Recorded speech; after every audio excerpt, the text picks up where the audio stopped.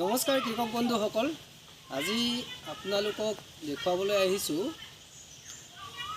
বগৰী বাগানত। বগৰী বাগান মানে এইটো 2021 চনতে এই বগৰী বাৰীখন পাতিছিলোঁ। ইয়াত প্ৰায় 40জোপা বগৰী আছিলে, কিন্তু ডাঙৰ হৈ অলপ ঘন হোৱাৰ কাৰণে কিছুমান হেৰেঙা কৰি দিছোঁ, মাজৰ পৰা উঠাই দিছোঁ। আজি আপোনালোকক দেখুৱাবলৈ আহিছোঁ বগৰী কাটিং বা প্ৰুনিং কেনেকৈ কৰা হয় আৰু কিয় কৰা হয়। গোটেই দৃশ্যাংশ আপোনালোকক দেখুৱাবলৈ চেষ্টা কৰিম। আজি কাটিং কেনেকৈ কৰিব লাগে, কিয় কৰিব লাগে। এনেকুৱা হয়, কিছুমান গছত নতুন ডালত বেছি ফল হয়, এইকাৰণে বগৰী কাটিং কৰা হয়। আৰু এটা কাৰণ হৈছে, বগৰীটো যদি কাটিং কৰা নহয়, তাক যদি প্ৰুনিং কৰা নহয়, আপোনাৰ বগৰীজোপা ডাঙৰ হয়, বেছি ওখ হয় আৰু ছিঙিবলৈ অসুবিধা হয়। এইকাৰণে দুটাই কাৰণ, আপোনাৰ ডাঙৰ হৈ ছিঙিব নোৱাৰে এটা কাৰণ, তাৰপিছত প্ৰুনিং মেইন কাৰণটো হৈছে ইয়াৰ আপোনাৰ নতুন ডালপাতত বেছি ফল হয়। সেইকাৰণে বগৰী আপোনাৰ কাটিং বা প্ৰুনিং কৰা হয়। তাকে আপোনালোকক কেনেকুৱাকৈ কাটিং কৰিব লাগে মই কিছু আপোনালোকক দেখুৱাম। মই আনিছোঁ এয়া খৰ এটা, এডাল হেৰি আপোনালোকক দেখুৱাবলৈ চেষ্টা কৰিম। আহক মানে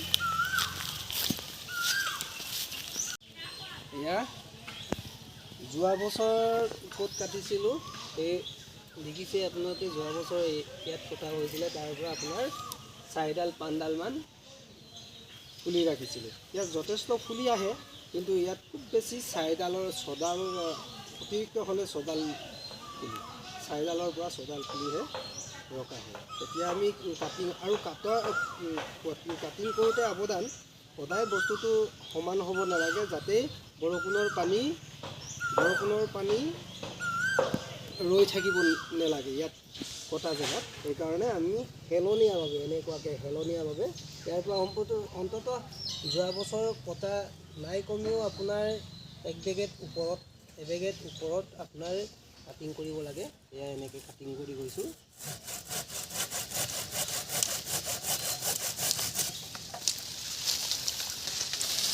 এইটো সাৱধান কাটোতে, যাতে এইটো ফাটি যাব নালাগে। ইয়াত ফাটি গ'লে কি হয়, যেতিয়াখন ইয়াত ফাটি যায়, ইয়াত যিটো পুলি আহিবলগীয়া সেইটোত মানে পুলি আহিব, কিন্তু এই পুলি ষ্ট্ৰং নহয়, মানে পিছলৈ ফাটি যোৱাৰ চান্স থাকে। সেইকাৰণে আপোনালোকক সাৱধানে অলপ হেলনীয়া কৰি কাটিব লাগে, যাতে ইয়াত আপোনাৰ পানী ৰৈ নাথাকে। আৰু পানী নৰলে ইয়াত ভেঁকুৰ নহয়। পানী ৰ'লে ইয়াত সম্পূৰ্ণ হেৰি হয়, আপোনাৰ এইডাল ডেমেজ হোৱাৰ চান্স থাকে। সেইকাৰণে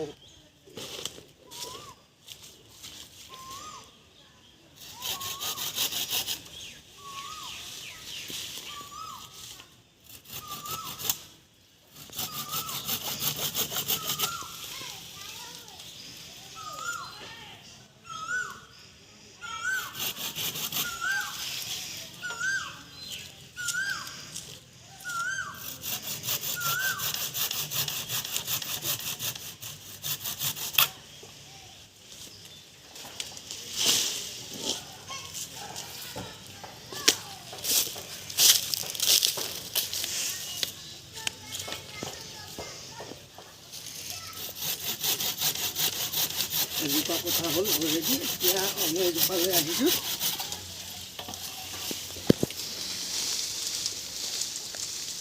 বগৰী আপোনাৰ বগৰী যদি ভালকৈ মেৰামতি কৰি থাকে, সম্পূৰ্ণ 15-20 বছৰলৈকে আপোনাৰ বগৰীয়ে আপোনাক ফল দি থাকিব। কিয়নো এই 2021 চনত লগোৱা গছ আজিলৈকে একো হোৱা নাই। ইয়াক গোবৰ সাৰ জাবৰ দিয়া হয়, আগৰ দৰে হৈ থাকিব।